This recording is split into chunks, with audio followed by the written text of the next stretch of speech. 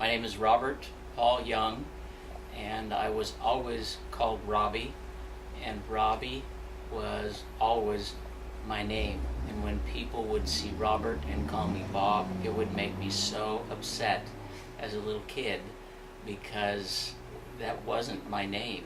And it wasn't until I became quite a bit older before I realized that virtually every Robert is Bob. I don't know what I was thinking at the time, but it always upset me when they'd call me Bob. And I was, it was brought to my attention quite early that I was somewhat short. And it never really seemed to bother me that much because I seemed to always be able to do just about almost what other kids could do. But I do remember being teased about it, but for some reason I remember the teasing didn't hurt me too much or bother me very much. What bothered me was when people would not let me play in a game with them, say a football game or something, because I was too short. That would really bother me. And I remember having a great childhood. Now that I look back on it, I realize how poor we were for a good part of our childhood, but at the time never ever felt poor. And I just remember feeling loved, and I enjoyed life and everything about every holiday, including some that it seemed like no one in the world celebrated but us, like May Day. Mom would have us make little paper baskets and go pick flowers and then put them on the doorknobs of our neighbors on May Day. And yeah, there were dog bites and all sorts of things that happened while we were doing that. But no, I just always felt loved and had a great family.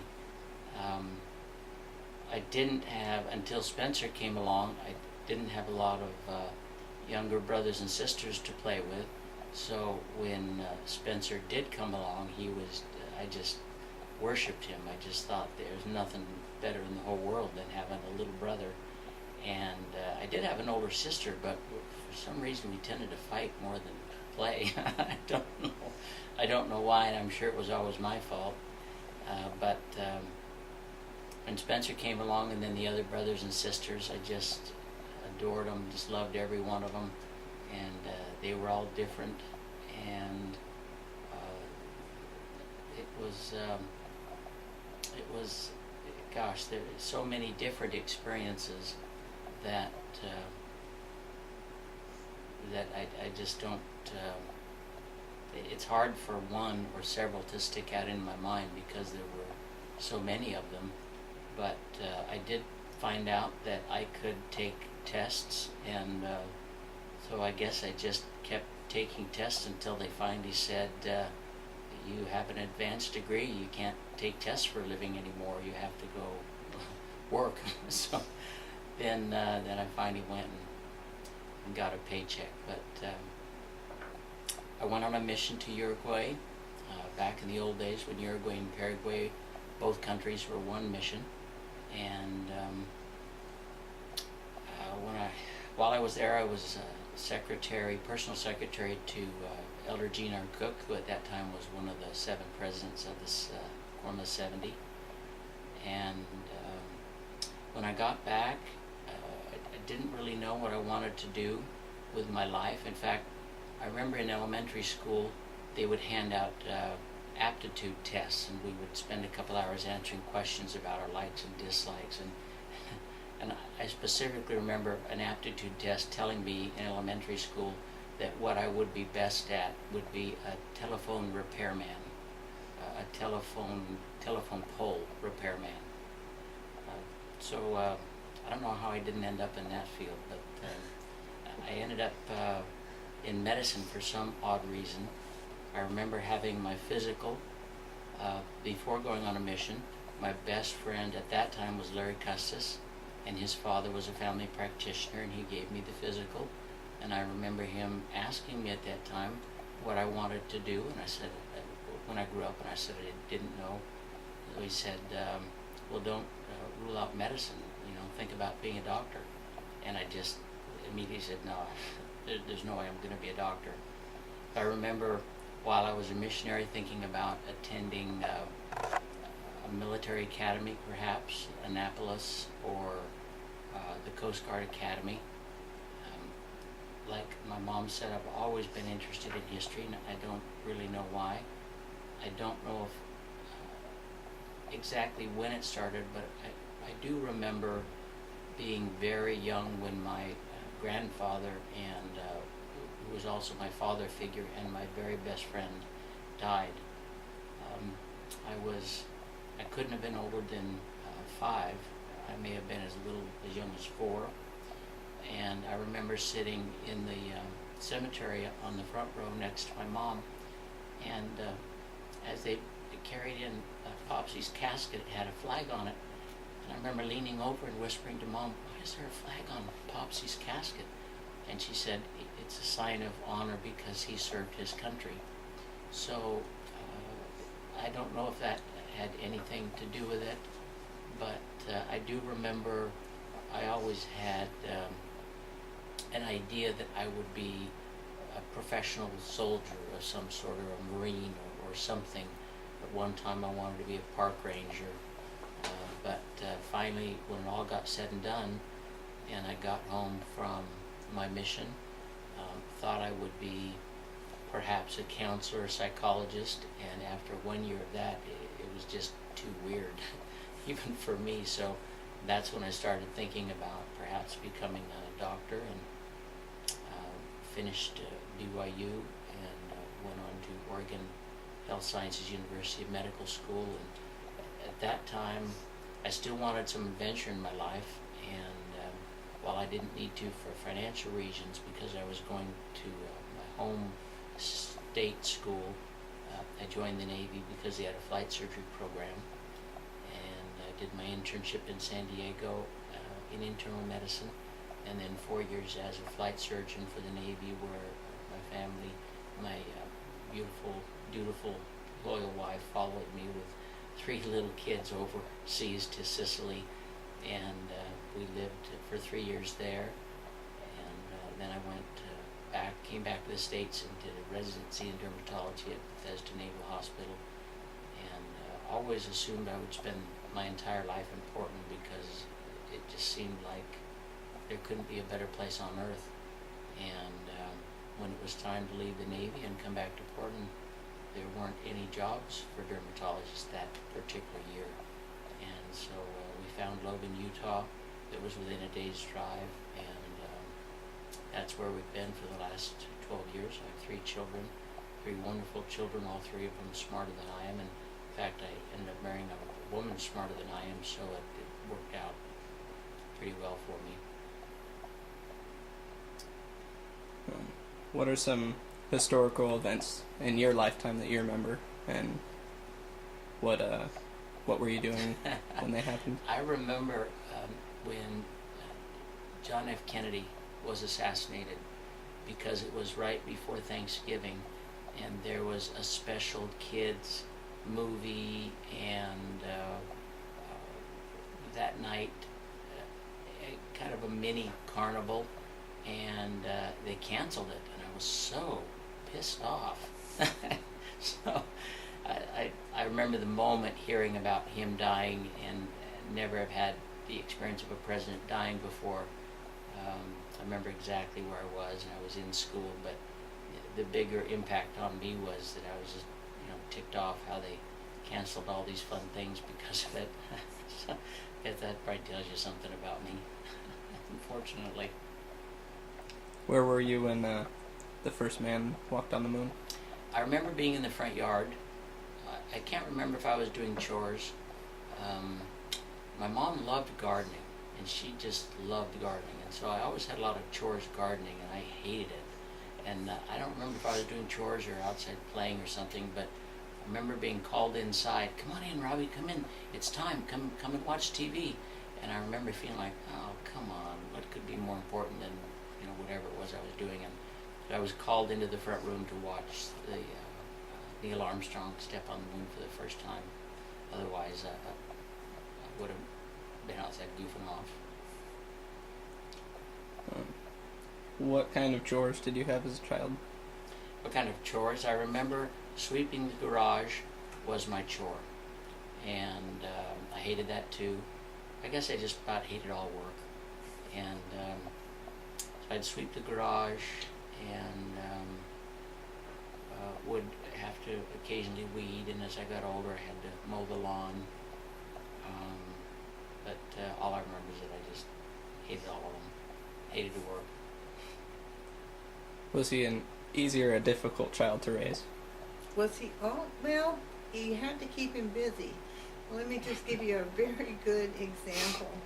When he was in middle school, he was on the swim team, which made they had to put in so many hours on the swim team. He delivered the Oregonian newspaper on his bike, and he was an honor student. And were you, let's see, were you student body president at Floyd Light? Yes. Yes. And freshman year at high school. Yeah, and he saved enough money to take a trip back to Washington, D.C. And he was,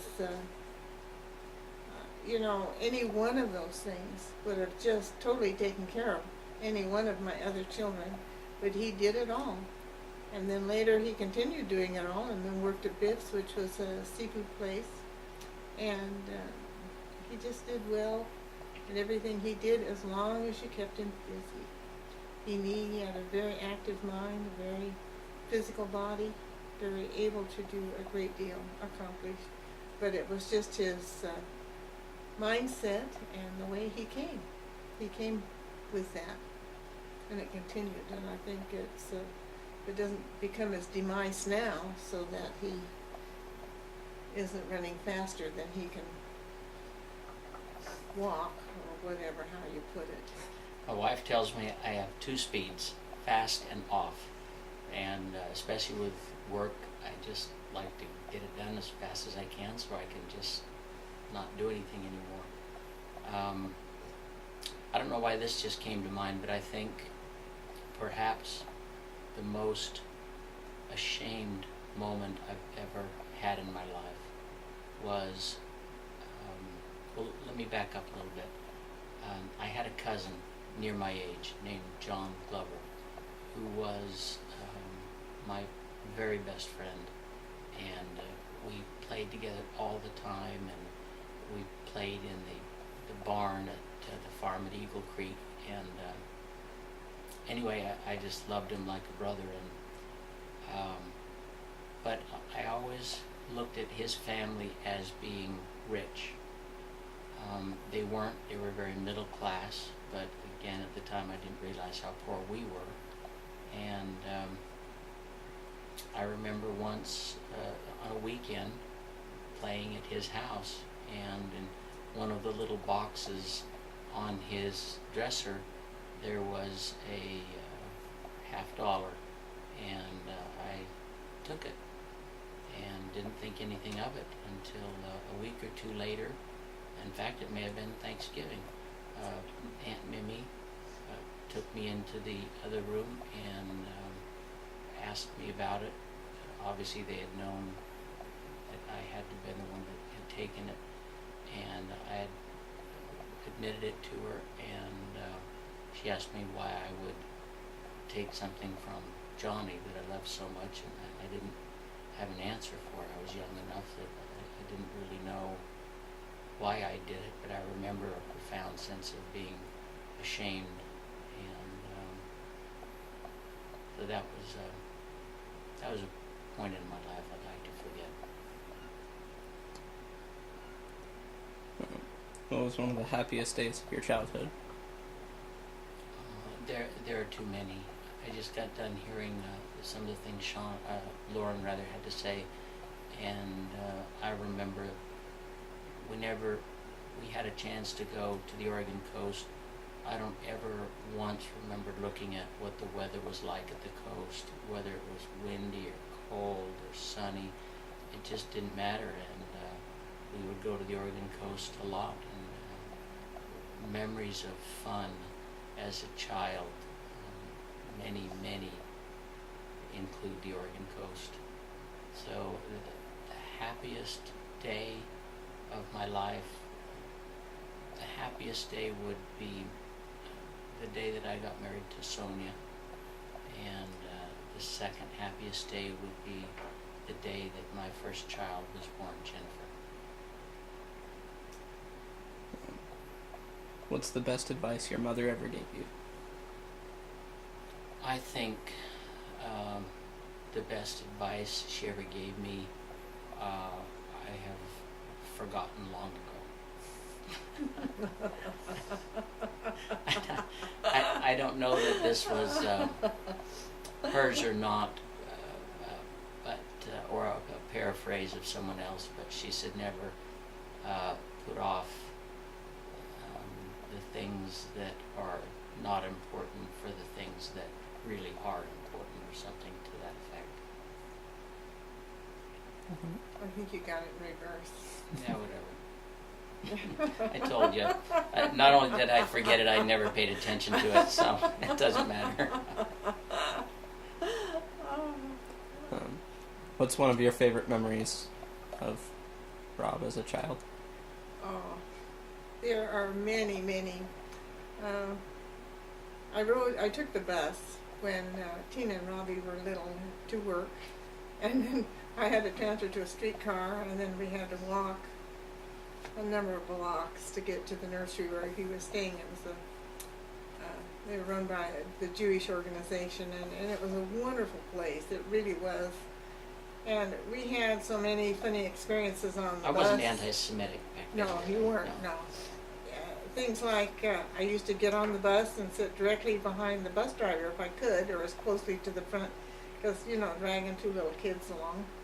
And till I realized that he was sitting there looking cross-eyed at the people on the bus, and he just had everybody in hysterics. So then after a while we moved to the back of the bus instead of staying in the front of the bus. And another thing, even as soon as he could just talk and be understood, he was telling knock-knock jokes. And another thing, his memory was always very, very good in that, when Davy Crockett came along, I think there was either 24 or 25 verses to the song Davy Crockett, and he learned every one of them. And so if anyone asked him to sing, Davy it was who? only, yeah, Davy Crockett, Oh. yeah. I don't think I remember him. No, oh yeah, I know that. But we had some really interesting experiences, and some really tender things that I can remember Rob saying when he was at the nursery. There was a black man that was, he was kind of like the custodian, but also kind of a carekeeper. He was always on the grounds, kind of Was that watching racist after the back kids. then yet? No, Not no. yet. Okay. And his name was Hollis.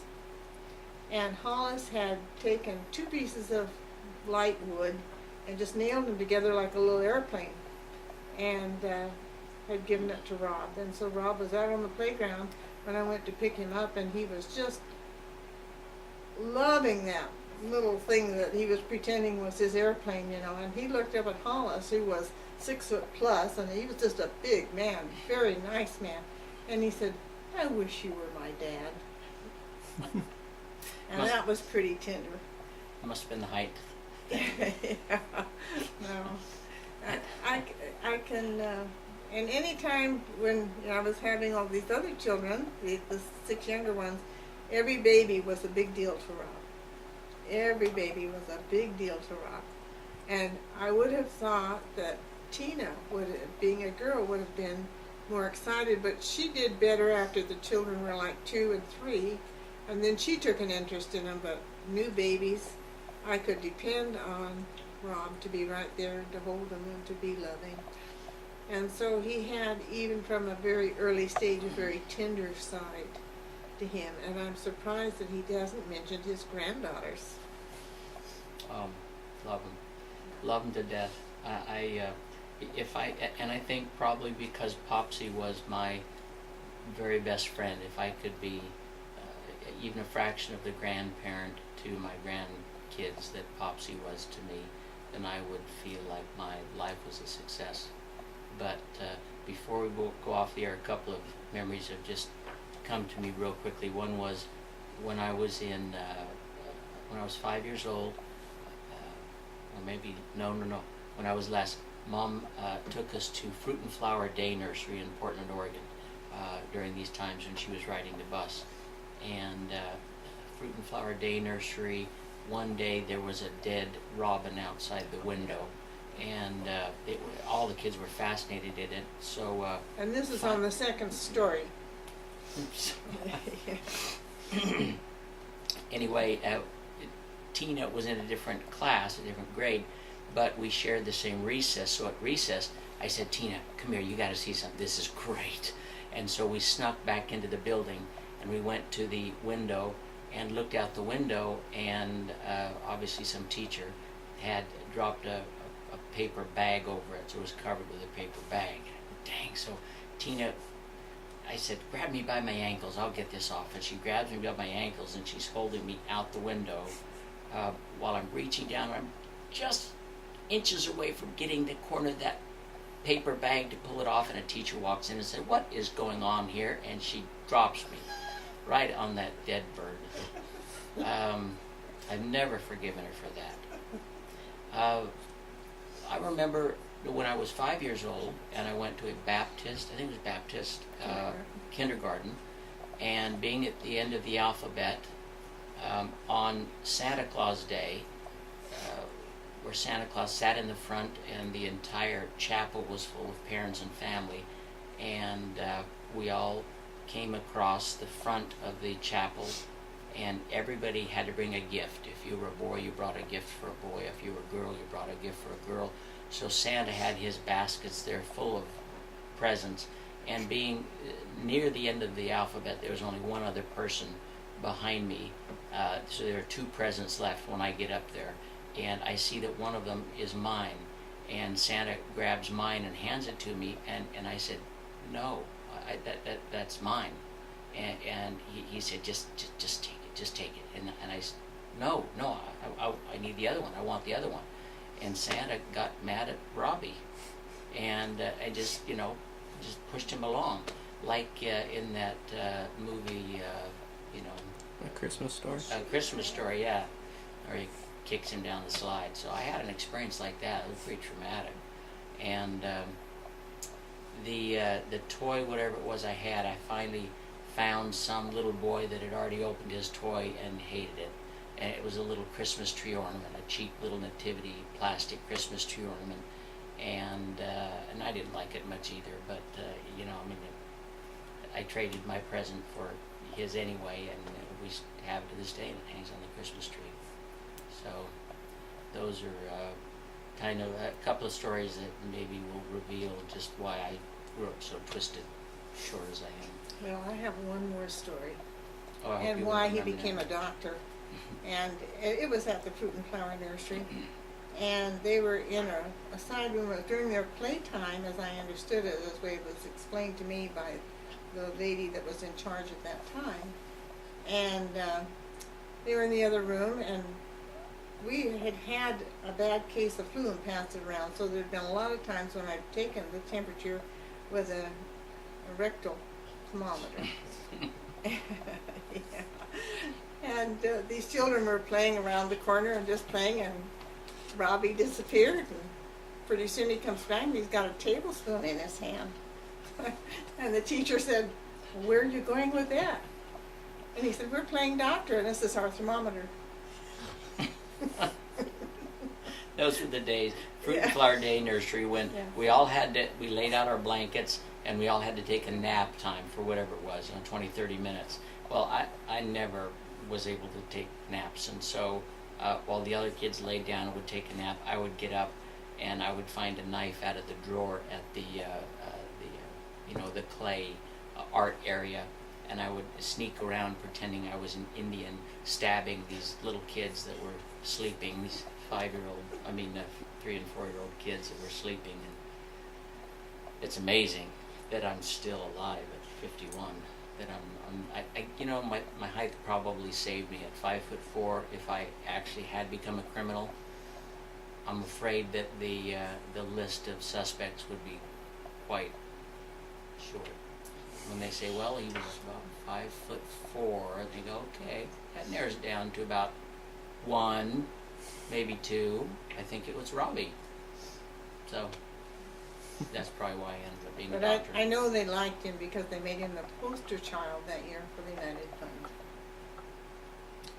Did you know that? Didn't I have to bribe them for that? I don't think No? so. They did it on their own. Okay. Yeah. Okay. I didn't know about it until I got in the paper. Oh, primary. Yeah, we had to go to primary for church. And Mrs. Green, very nice lady. I would sit in the front seat, and she'd have both windows rolled down because no one had air conditioning in their cars back then. And it was great fun to crawl out the front window and crawl in the back window while she was driving 45, 50 miles an hour. And so one day she comes home and tells my mom, I am never taking him to primary again. And I think it was that. That, or maybe I was rifling through her purse and stealing stuff. I don't know. I don't think you were seeing stuff. You were climbing out of one window into another. So Yeah, really that sounds like me. I remember we had this window at the house that Lauren lives in now, where I grew up on Southeast Salmon. We had a window that allowed us to climb out the window right onto the roof, which was great. So I loved playing around on the roof. Not more than once, Mom got phone calls from neighbors saying, did you know your son is on the roof? So then she'd calm me down. But I remember for years trying to get up the nerve to jump off the roof. Don't ask me why. It seemed important to jump off the roof. It was something, I had to do.